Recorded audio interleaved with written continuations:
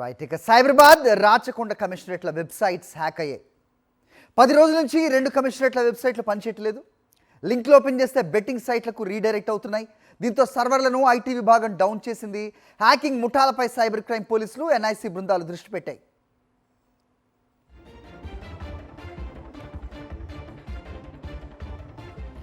ఈ అంశంపై అప్డేట్స్ మా కరెస్పాండెంట్ రవిచంద్రన్ అడిగి తెలుసుకుందాం. రవిచంద్ర, ఏంటి ఈ బెట్టింగ్ కేటుగాళ్ళు ఏదైనా మెసేజ్ ఇస్తున్నారా పోలీస్ విభాగానికి?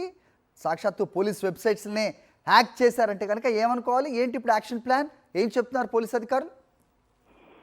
అరే, ఈ హ్యాకర్స్ ఏకంగా పోలీస్ డిపార్ట్మెంట్ కి ఓ సవాల్ విసురుతున్నట్టు ఉందని చెప్పుకోవచ్చు. ఏకంగా రాచకొండ పోలీస్ కమిషనరేట్ కి ఈ విధంగా హ్యాక్ చేయటం, అంతేకాకుండా సైబరాబాద్ పోలీస్ కమిషనరేట్ సంబంధించిన వెబ్సైట్లు హ్యాక్ చేశారు. ఇది ఒకటిగా రెండుగా 10 రోజుల నుంచి ఈ విధంగా హ్యాక్ అవడం తోటి డిపార్ట్మెంట్ సంబంధించి సైట్లు ఓపెన్ కావడంతో అటు పోలీసులు కావచ్చు, ఇటు జనం కావచ్చు చాలా ఇబ్బందులు పడుతున్నారు. గతంలో కూడా ఈ విధంగా ప్రభుత్వ వెబ్సైట్లకు సంబంధించి ఏకంగా హైకోర్టు వెబ్సైట్లు కూడా గతంలో హ్యాక్ అయిన సందర్భాలు ఉన్నాయి. ఇప్పుడు ఏకంగా రాచకొండ కావచ్చు, సైబరాబాద్ కమిషనరేట్ సంబంధించిన సైట్స్ హ్యాక్ అవడం తోటి చాలా ఇబ్బందులు పడుతున్నారు. దీంతో సర్వర్ డౌన్ చేశారు. ఎందుకంటే దీనికి సంబంధించి ఈ యాప్లు, ఈ లింక్ ప్రభుత్వ వెబ్సైట్ సంబంధించిన లింక్ ఓపెన్ చేసినప్పుడు కూడా బెట్టింగ్ యాప్ సంబంధించి వాటికి రీడైరెక్ట్ కావడం తోటి కూడా ఒక్కసారిగా ఆ పోలీస్ డిపార్ట్మెంట్ అలర్ట్ అయిందని చెప్పుకోవచ్చు.